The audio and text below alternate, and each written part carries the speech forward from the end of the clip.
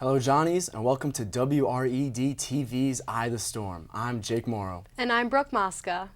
We have the top stories from St. John's and beyond, and we are bringing them to you. This is the Eye the Storm.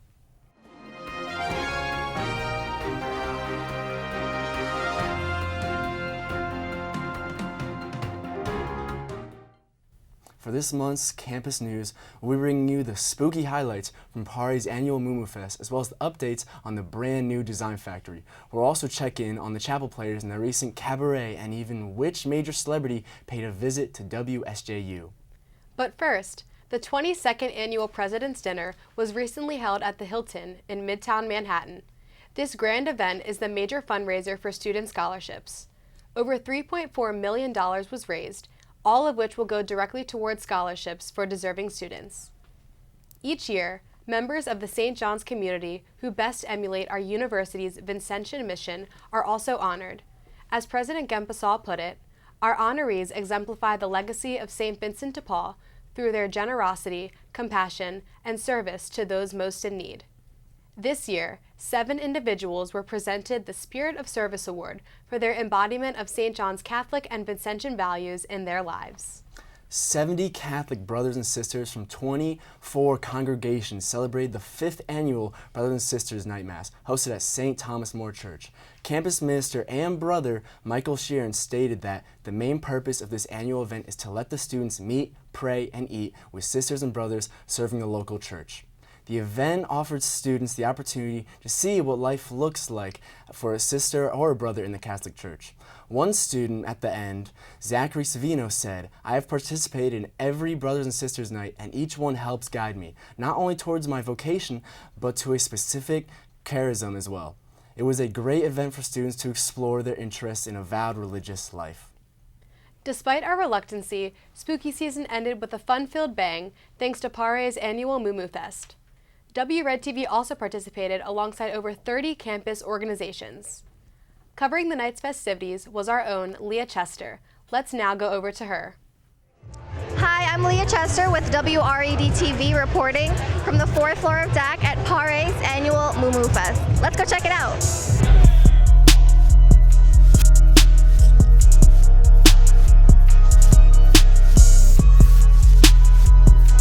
I'm here with... My name is Sash. I'm Ellen. I'm Savion. From the Indo-Caribbean Student Association on campus. So, can you tell me a little bit about your guys' work? We're really focused on providing a platform for Indo-Caribbeans on campus because we didn't have one before, and we just want to provide knowledge about Guyana and Trinidad to people who don't know about it. And you guys are performing tonight. What will you be performing? A mix of dancehall, soca, and Indian music.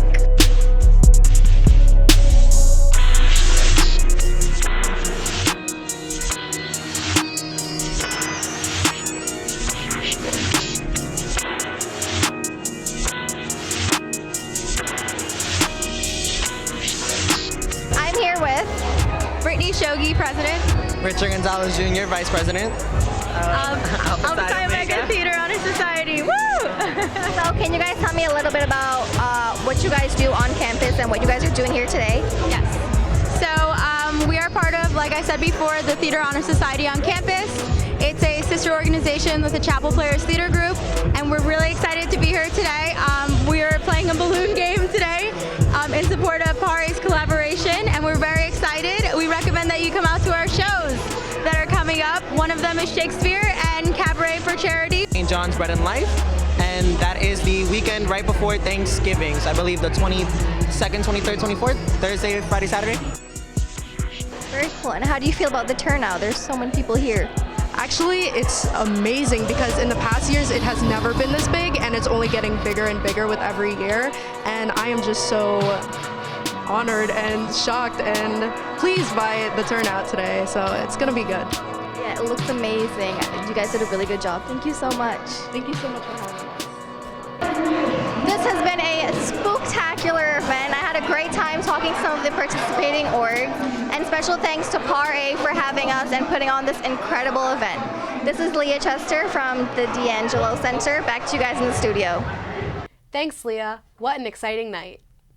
After a year-long pilot project crossing over several majors in the Collins College of Professional Studies, the new Design Factory was officially launched at a Night of Design. The Design Factory has been established as an interdisciplinary learning center with the aim of connecting aspiring student innovators to industry leaders and students of other disciplines. The mission of this lab space is to develop a culture of passion-based learning that devoted special attention to strengthening skills such as problem solving, creativity, innovation, and entrepreneurships. Students can use the facility to explore their potential through 3D printing, circuit cutting machines, robotics, and digital image design. With the creation of this lab, St. John's joins 30 other universities and research organizations as a part of a group innovation hubs to form the Design Factory Global Network, which connects students from all around the world.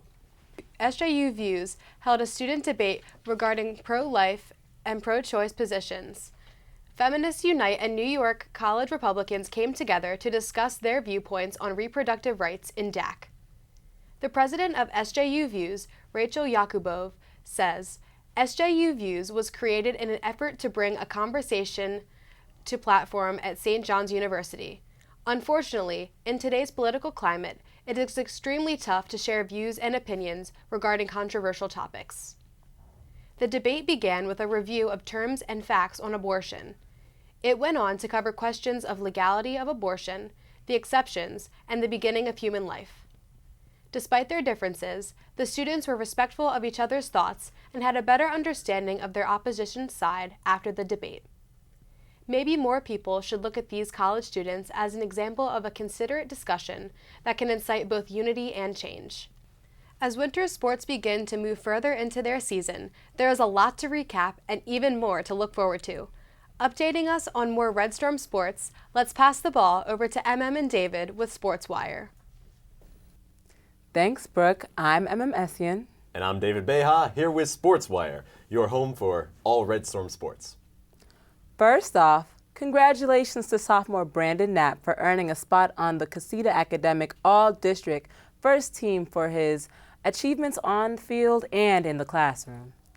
A business major who registered an impressive 3.94 GPA during his freshman year at the university, Knapp has played a large role in Red Storm's stellar 2019 season so far.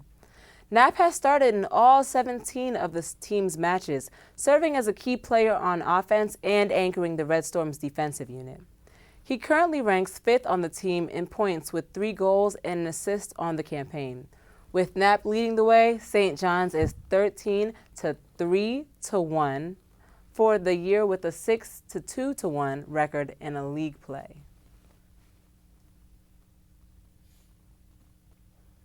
In a recent interview with The Torch, St. John's president Bobby Gempesaw remained ambiguous when asked whether or not he was in favor of student athletes being compensated for their name, image, or likeness.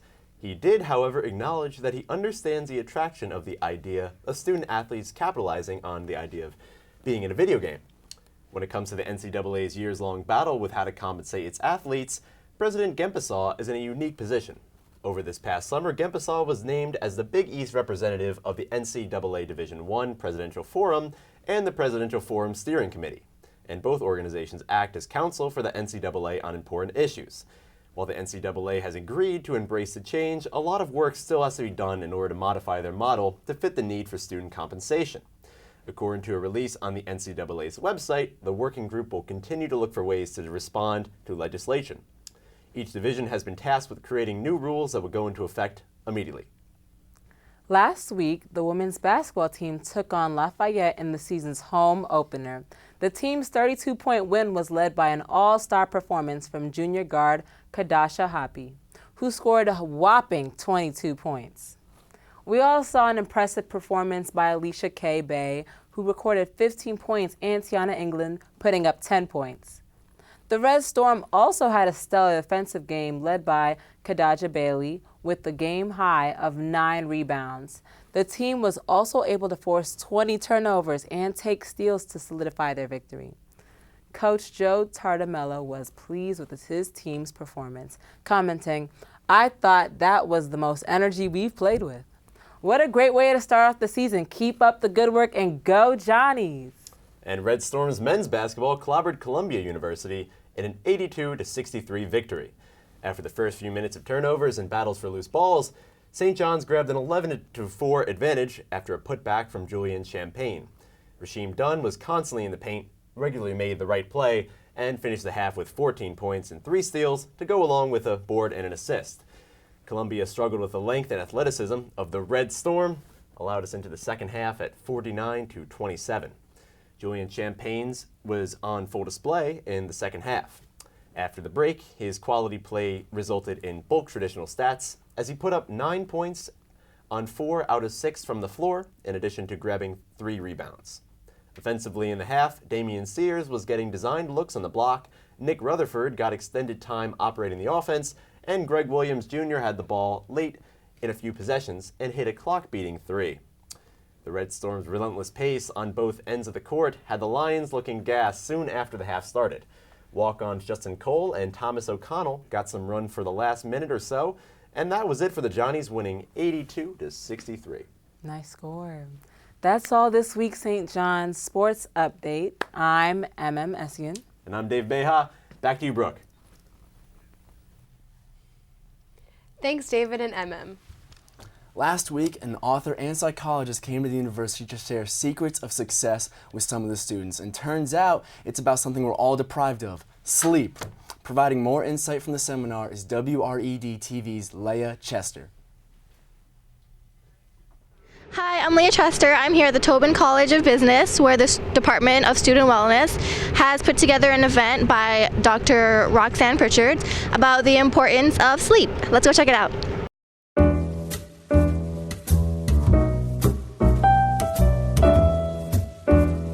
I'm here with Dr. Roxanne Pritchard, who is a professor of neuroscience and psychology.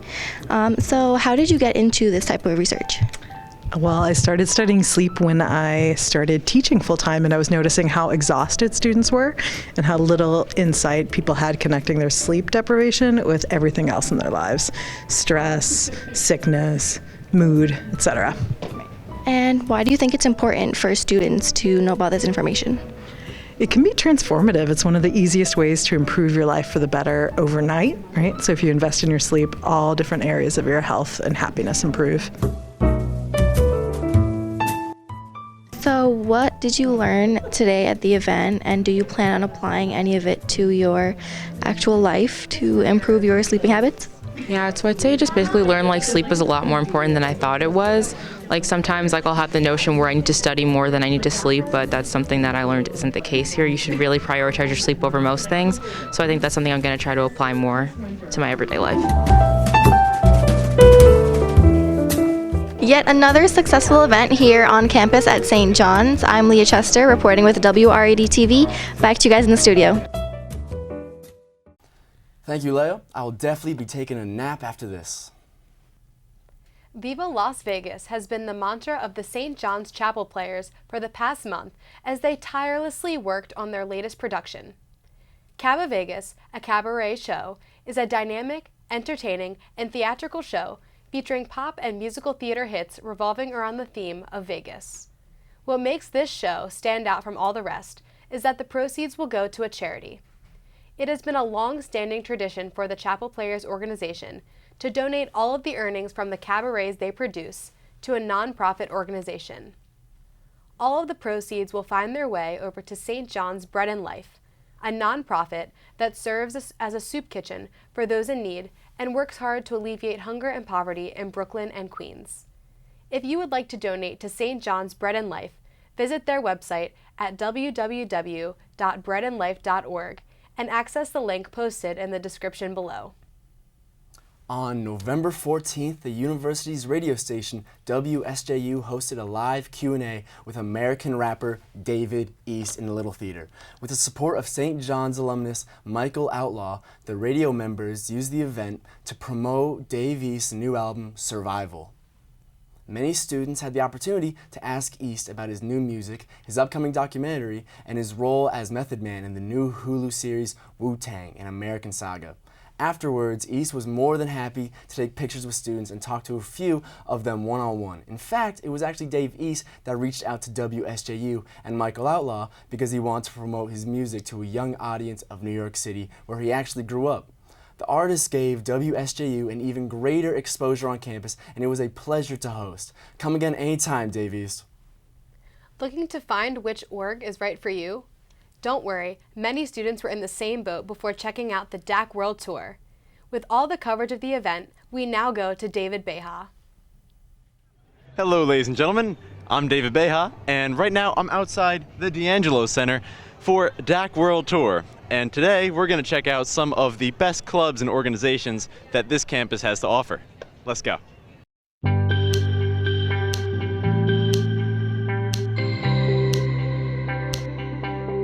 I'm here live with Joey Hustins, part of Campus Activities, who is running this beautiful DAC World Tour. Joey, what can you tell us about the event?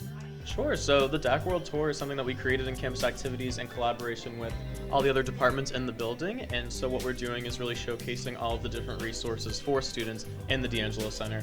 And this also happens to be the 10th anniversary of DAC being on campus since it was built in 2009. So we want to make sure that students are, out here going to all these different offices, seeing what's available to them, and then they get some nice giveaways and free food afterwards. I'm here with Michael and Alicia from the Student Programming Board here at SJU. What do you guys do on the campus? We program events that appeal to the whole student body.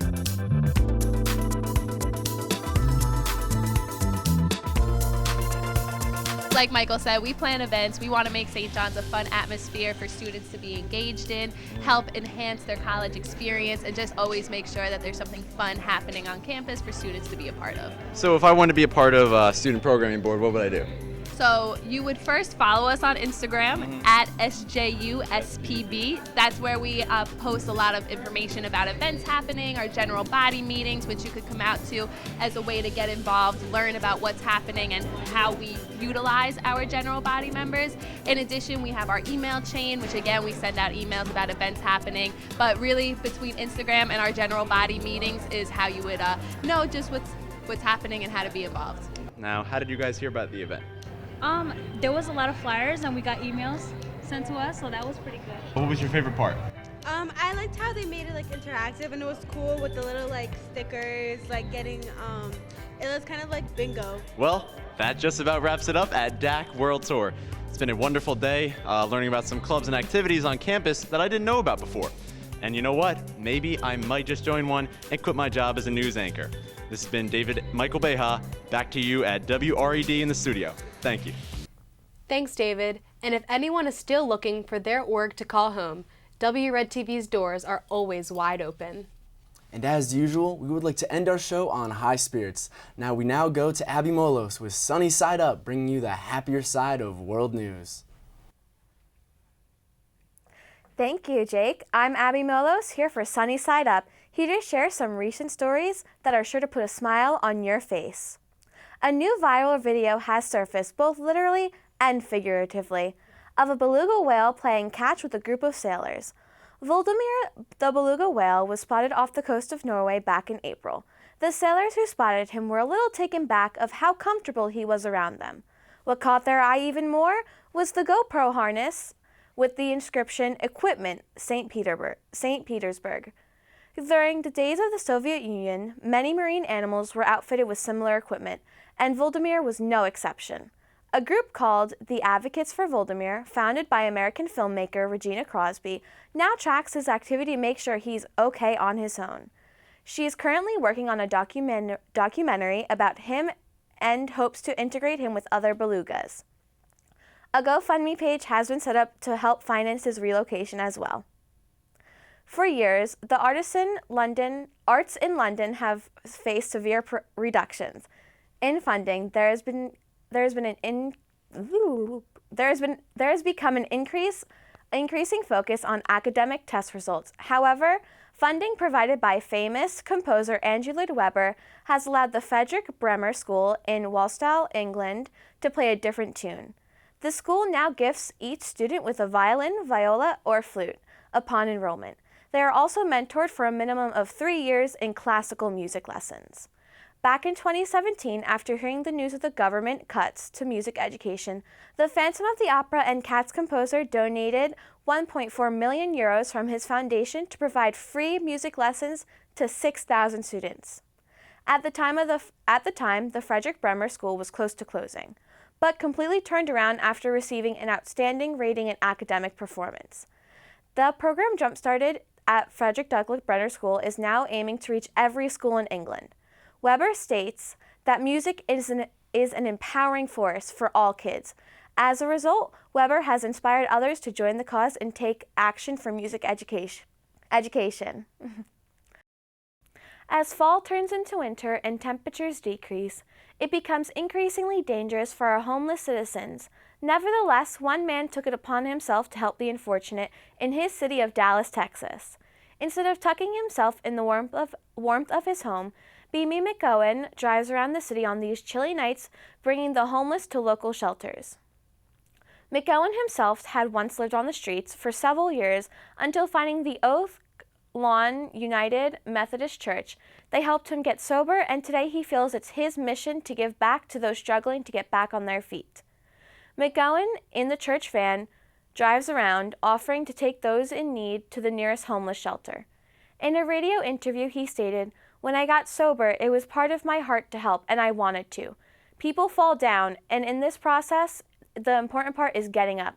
It gives you a whole new appreciation for life and for people. The things I took for granted, I don't take for granted anymore." I hope these stories brought you a laugh, incited hope, and motivated you to serve your community as well. Back to you, Jake and Brooke. Thank you, Abby, for those items of inspiration.